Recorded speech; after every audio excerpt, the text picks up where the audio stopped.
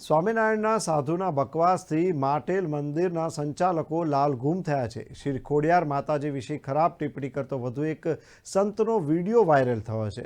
સુપ્રસિદ્ધ ખોડિયાર માતાજીના માટેલ મંદિરના પૂજારીએ સ્વામિનારાયણના સંતને માફી માંગવા કહ્યું છે।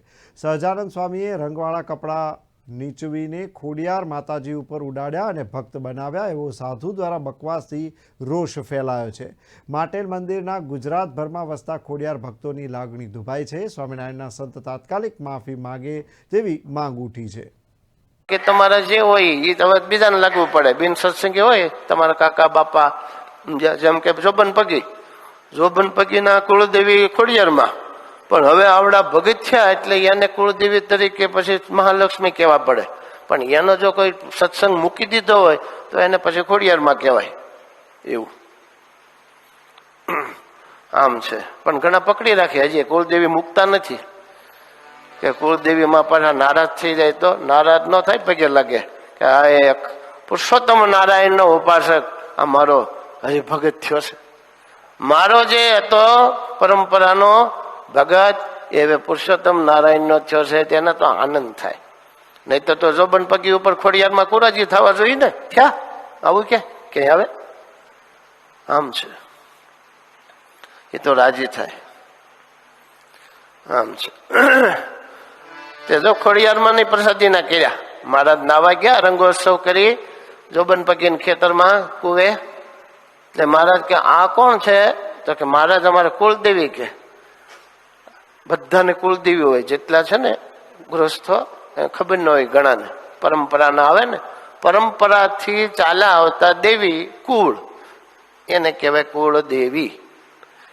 એમ કુળદેવ પાછા હોય, પછી સમજણ આવે એમ ફેરવે પછી કે અમે તો આ હતા, ફલાણા સ્વામીનો યોગ થયો એટલે હવે અમે ત્રણ પેઢીથી આમાં છીએ એમ।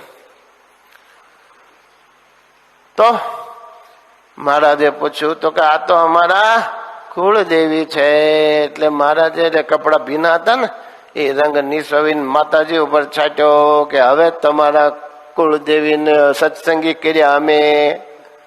મહારાજ હરિભગત ખોડિયારમાં સત્સંગી થયા, અને પછી એક પ્રસંગ બન્યો સ્વામિનારાયણ સંપ્રદાયના ગ્રંથોમાં લખાયો કે જ્યારે ભગવાન પ્રસાદીના નહોતા કર્યા એ પેલા હિંસક વૃત્તિ વાળાઓ માનતા હે ખોડિયારમાં મારો દીકરો માંદો છે, હારો થાય તો એક લીલું નાળિયેર વધેરશું। લીલું નાળિયેર ઓલા ઉપરથી તાજો તોડી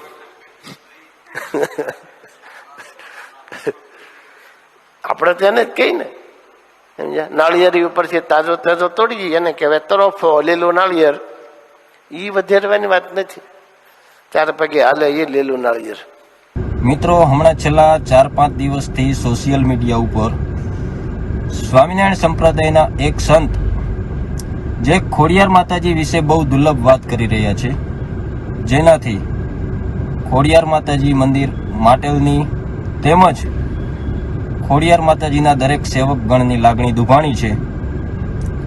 તો હું મંદિર થકી તે સ્વામિનારાયણ સંપ્રદાયના સંતને એક કહેવા માંગુ છું કે તે જે ખોડિયાર માતાજી વિશે ખૂબ જ ખરાબ દુર્લભ ટિપ્પણી કરેલ છે, તો તેમને કહેવામાં આવે છે કે તે ખોડિયાર માતાજીની માફી માંગતો એક વિડીયો બનાવી અને સોશિયલ મીડિયા ઉપર અપલોડ કરે।